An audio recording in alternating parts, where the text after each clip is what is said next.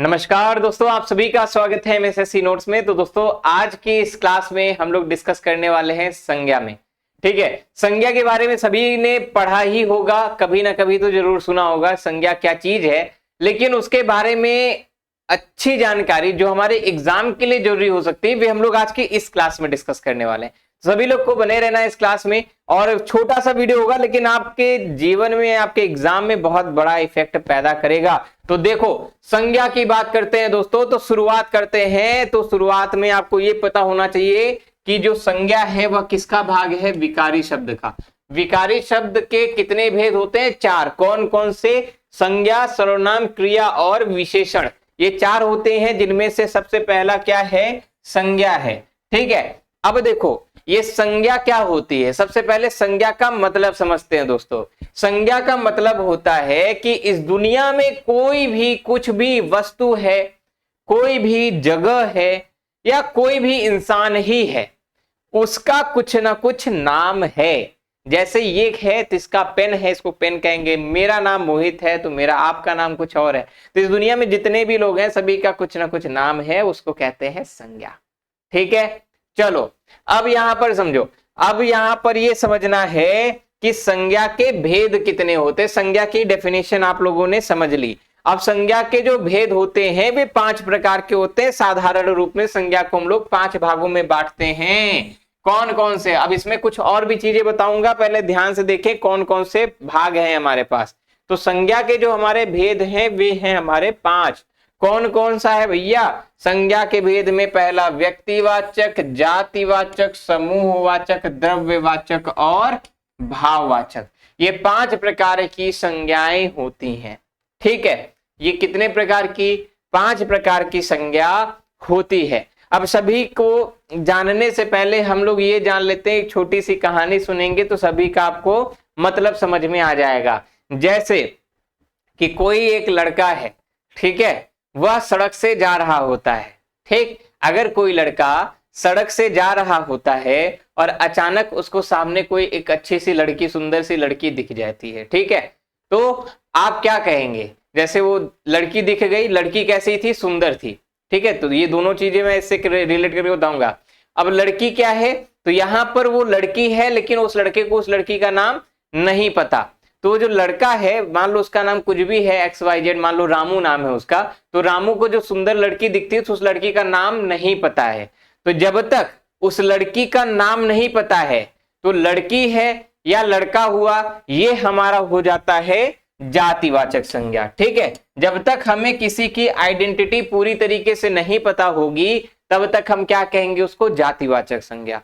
ठीक है, फिर बाद में थोड़े दिन बाद पता चलता है कि अरे ये तो हमारे पीछे वाले में गली में रहने वाली सोनम बेवफा है। ठीक है, तो इसका नाम पता चल गया, क्या? सोनम बेवफा। यानी पता चल गया ना किसका नाम है। अब जब नाम पता चल गया, हाँ, कोई क्या कहते हैं, इसको माइंड नहीं करेगा, ठीक है, हाँ, कि पता चला, बाद में आप लोग ये ऐसे करने लग जाओ, मैं समझाने के लिए सिर्फ बता रहा हूं। ठीक है, तो यहां पर अगर हम बात करेंगे तो उसका जैसे ही नाम पता चल गया, ठीक है, तो किसी का भी कुछ भी नाम हो जाए, लल्लू, कल्लू, ठीक है, राजू, पिंटू, गोपू, कुछ भी नाम है, तो वो हमारा क्या हो जाएगा? व्यक्तिवाचक संज्ञा। यानी किसी का भी हमें एक प्रॉपर नाम पता है। जैसे ये अर्थ है हमारी पृथ्वी। पृथ्वी सबसे पहले क्या है? एक ग्रह है। अगर हम कह दें कि ग्रह सूर्य के चक्कर लगाते हैं तो हम कोई भी ग्रह अज्यूम कर सकते हैं। हो सकता है बृहस्पति हो सकता हो शनि हो। लेकिन जब ये कहते हैं कि पृथ्वी सूरज के चक्कर लगाती है तो पृथ्वी हमारी फिक्स हो गई। तो पृथ्वी हो गया हमारा व्यक्तिवाचक और ग्रह हो गया जातिवाचक। इन दोनों में बस अंतर मैं समझाने की कोशिश कर रहा हूं आप सभी लोगों को। ठीक है, उसके बाद अगर हम बात करेंगे, उसके बाद अगर हम बात करें कि समूहवाचक संज्ञा क्या होती है, तो फिर क्या होगा?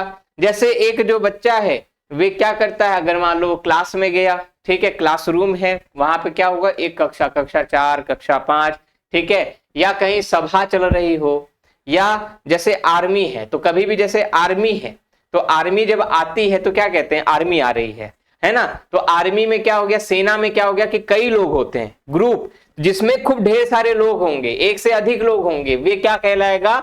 समूहवाचक हो गया।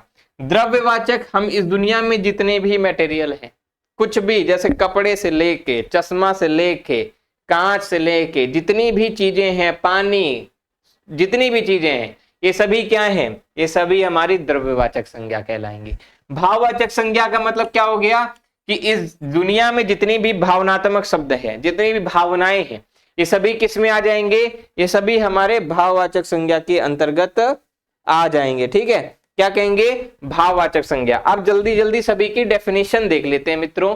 और हाँ, उससे पहले एक क्वेश्चन और कभी कभी पूछ लेता है कि व्युत्पत्ति के आधार पर संज्ञा के कितने भेद होते हैं। तो देखो, व्युत्पत्ति के आधार पर अगर हम बात करेंगे संज्ञा के भेद, व्युत्पत्ति के आधार पर संज्ञा के 3 भेद होते हैं। कौन कौन से होते हैं व्युत्पत्ति के आधार पर? पहला होता है रूप, दूसरा होता है यौगिक और तीसरा होता है योग रूढ़। ठीक है, ये 3 होते हैं व्युत्पत्ति के आधार पर संज्ञा के भेद। क्लियर हो गया? अब चलो जल्दी जल्दी परिभाषा देख लेते हैं, तो जितनी मैंने कहानी सुनाई है आपको जल्दी जल्दी समझ में आ जाएगा। तो देखो, व्यक्तिवाचक का मतलब हो गया कि ऐसा नाम जो किसी एक का हो और उससे केवल उसकी ही पहचान हो। जैसे हिमालय एक पर्वत है, लेकिन हिमालय का नाम लेते ही केवल हिमालय का ही चित्र आता है, किसी पर्वत का नहीं आता। अगर केवल पर्वत बोलेंगे तो कोई भी पहाड़ हो सकता है, लेकिन जैसे बोले हिमालय तो दिमाग में तुरंत किया कि अच्छा हिमालय यानी जिसपे बर्फ टंगी होगी, खूब सफेद सफेद कलर का होगा, ऐसा। ठीक है, अब जैसे किसी लड़के का नाम लेंगे तो कोई भी लड़का हो सकता है, लेकिन जब कहेंगे श्याम, जैसे दिशा है पूर्व, दिल्ली, जनवरी, अमेरिका, ये सभी क्या है? व्यक्तिवाचक। जातिवाचक समझिए, ऐसा शब्द जिससे संपूर्ण जाति का बोध हो। ठीक है, ऐसा शब्द जिससे संपूर्ण जाति का बोध हो। जैसे लड़का कहने पर उसके अंदर राम भी आएगा और श्याम भी आएगा। अतः किसी व्यक्ति अथवा वस्तु की समस्त जाति का बोध हो, वहां पर क्या है? जैसे कुत्ता है, जैसे कुत्ता बोलने पर कोई भी कुत्ता हो सकता है, लेकिन जो पालतू कुत्ते होंगे उनमें नाम होता है। जैसे मेरा कुत्ता रॉकी है तो उसका नाम है रॉकी, तो अब जैसे बोल दिया कि तो वहां पर वो व्यक्तिवाचक हो गया। लेकिन केवल अगर कुत्ता की बात करेंगे तो हमारा जातिवाचक, कुत्ता, बिल्ली, मछली आदि। ठीक है, मेरे पास जो मछलियां उनका नाम मैंने रखा चिंकी मिंकी। ठीक है, तो चिंकी मिंकी मछलियां हैं। अभी देखो, तो कुछ, और इसमें एक चीज और समझिए कि कुछ व्यक्तिवाचक शब्द ऐसे होते हैं जो इतने प्रसिद्ध हो जाते हैं कि स्वयं वे जातिवाचक हो जाते हैं। जैसे विभीषण के बारे में आप लोग जानते हैं, कौन है? रावण का भाई। तो विभीषण यानी रावण का भाई एक व्यक्तिवाचक संज्ञा है, तथा विभीषण जो एक चुगलखोर जाति को बताता है। चुगलखोर का कह लो, या देशद्रोही कह लो, या भाई से जो विद्रोह कर लिया वो कह लो। ठीक है, तो इसलिए कहा जाता है, कभी कभी कहते हैं ना कि इन के प्रयोग द्वारा हम जान सकते हैं कि ये शब्द क्या है? व्यक्तिवाचक, जातिवाचक। जैसे कहते हैं कि तुम ज्यादा विभीषण ना बनो, ऐसे कहते हैं ना, तो विभीषण का मतलब यहाँ पे जातिवाचक। ठीक, विभीषणों की कमी नहीं है ना, जयचंदों की कमी नहीं है इस देश में। तो ये सभी क्या है? हमारे जातिवाचक शब्द कहलाएंगे। इतनी बातें क्लियर है? अब समूहवाचक देखिए, जातिवाचक का ही एक भाग, इसमें से एक अधिक व्यक्ति या वस्तु का बोध होता है, जैसे सेना, सभा, भीड़ आदि। ये क्या है? समूहवाचक। समूहवाचक का मतलब बता दे, जहां पर एक से ज्यादा व्यक्ति वस्तु हो, जैसे सेना, पुलिस, भीड़, सभा, दल, ये सभी क्या है? समूहवाचक के उदाहरण। द्रव्यवाचक के संसार में जितनी भी चीजें हैं वे सभी क्या हैं? द्रव्य। जैसे सोना, चांदी, दाल, दूध, पानी, लोहा, मिट्टी, सभी क्या है? द्रव्यवाचक। ठीक है, मटेरियल नाउन जिसको कहते हैं। अगला बचता है हमारे पास भाववाचक संज्ञा। ठीक है, अब भाववाचक संज्ञा देखें तो यहाँ पर ऐसा संज्ञा जिनमें किसी वस्तु के गुण या दोष का पता चले। जैसे पापी, ठीक है, जैसे वह पापी। ठीक है, तो पापी जैसे ये हो गया। उसके साथ साथ आप ये देखो, जैसे बुढ़ापा, जितनी भी अवस्थाएं हैं, या ये कह लो जितनी हरियाली हो गई। जैसे मैंने भी बोला था कि जैसे कितनी भी प्रकार की ऐसी चीजें जो भावनात्मक हो, जैसे हरियाली हो गई। ठीक है, जैसे बुढ़ापा, बचपन, जवानी, ये सभी जो अवस्थाएं हैं, ठीक, ये सभी क्या हो जाएंगी? ये सभी भाववाचक संज्ञा के अंतर्गत आएंगी। यानी ऐसा शब्द जो संज्ञा के रूप में प्रयोग हो और वो भावनात्मक शब्द हो, जैसे हरियाली हो गई, ठीक है, सूखा हो गया, इस तरीके से। ठीक है, तो ये थी हमारी संज्ञा से संबंधित आज की क्लास। बहुत छोटी सी क्लास थी और 10 मिनट के अंदर ने समाप्त किया है इस क्लास को, तो वीडियो को लाइक तो बनता है। ठीक है, और दोस्तों तक शेयर करिएगा। अगला टॉपिक यानी सर्वनाम पढ़ेंगे अगले वीडियो में। तो अगर इस वीडियो को आप लोग चाहते हो सर्वनाम जल्दी से जल्दी आए तो इस वीडियो पे मिनिमम 1000 लाइक होनी चाहिए। तो जितने भी लोग देख रहे हैं 1000 लाइक्स जल्दी जल्दी करें और कमेंट करके बताएं जल्दी से, तो पार्ट 2 हम कमेंट में ही दे देंगे। ठीक है, जब भी पार्ट 2 आएगा तो आपको डिस्क्रिप्शन या कमेंट में मिल जाएगा।